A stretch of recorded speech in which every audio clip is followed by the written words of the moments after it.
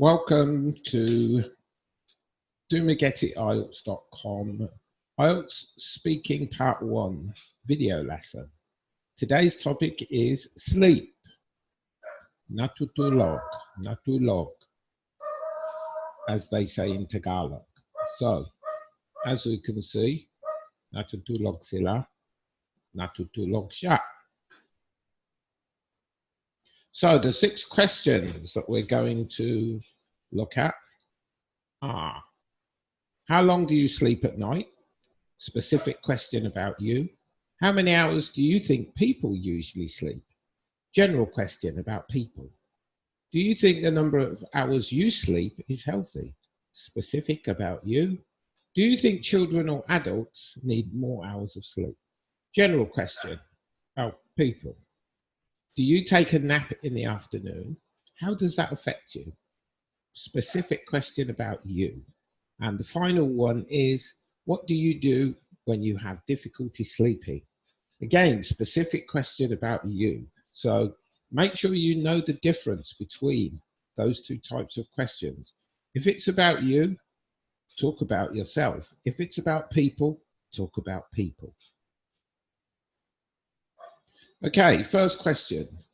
For those of you who have watched previous videos, they are always color-coded, as you can see, and the structure for the answers is answer the question, give a reason for supporting information, and extra information if you have it.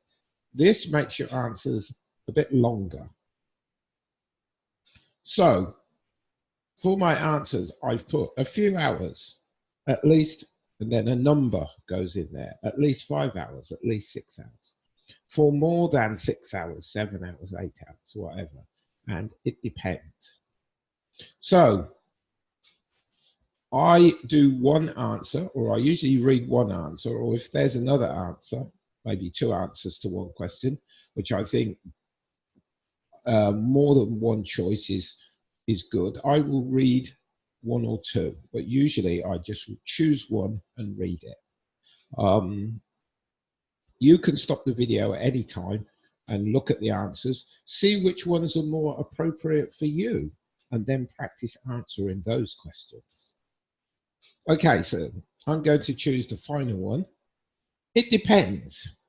If I'm working late or studying late, then I can get away with a few hours. But if I have spare time at weekends, for example, I like to get plenty of rest.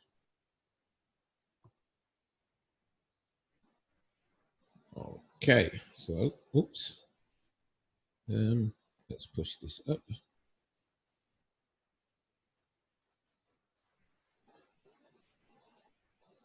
Okay, so for some reason I can't see that. How many hours do you think people usually sleep?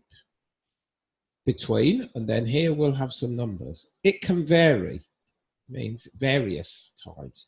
It depends on the individual, each person. And then we talk about an average for people, an average time that people sleep. So let's use the first one. Between 6 and 8 is the norm in my country. People do various jobs, so patterns are different according to lifestyles. The norm means normal. It's a very common expression in British English. We say this is the norm. So you can use it, even though it sounds strange to you. It's very common in the UK. Americans will also understand it, so you can use it. Do you think the number of hours you sleep is healthy? I've given 4 answers here. No, not really, somewhat, absolutely. So we're going between between no and yes. So let's choose this one, somewhat. Somewhat. The problem is that I am awake at very erratic hours, unusual, strange. There's no pattern to them. For example, one day I might go to bed at 10 p.m. and on others I might still be awake at 4 a.m. It must have a negative effect on me, but that may come when I'm older. Do you think adults and children, do you think adults or children need more sleep? Again, children, adults, both, and it depends. So let's use both. Both need equal amounts. Kids go to school, do physical activity, play and homework, things like that. Adults, on the other hand, work, cook, also do leisure activities, but have more domestic responsibilities which sap one's energy. Sap your energy means to kind of really, it takes your energy away from you. So both need equal amounts of sleep. Okay, do you nap during the day? And how does this affect you? Sometimes it happens after work some days. When I arrive home, depending on what kind of day I've had, determines if I have 40 winks on the sofa or not. It peps me up. When we say it peps me up, it makes me feel better. 40 winks is a very common idiom. It means a short sleep. I don't know where it comes from, so I can't explain, but it's just a very old English expression.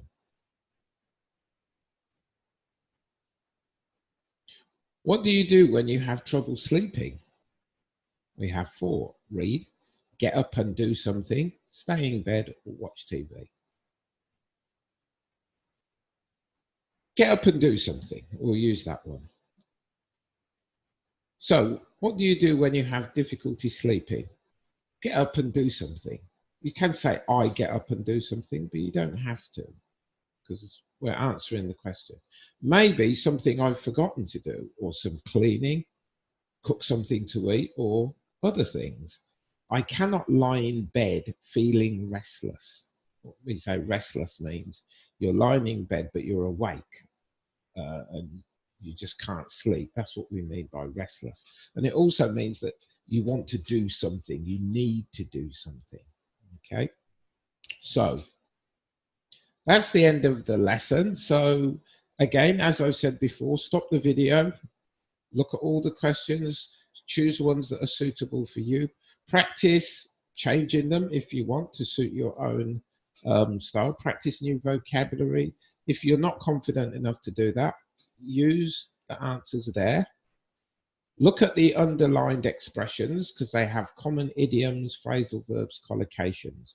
You should try and use some of these in your speaking exam. The examiner will expect to hear some, like to hear them. So try and incorporate some of these into your answers. Okay, final piece of advice, as usual, please make sure that you practice often. You should be trying to speak English every day, even if it's for 15 minutes. Repetition is what makes you better. Yes, you learn grammar, you learn vocabulary, all these things, but learning something and then only doing it once a week will not improve you. Or in some students' case, once every 2 or 3 weeks.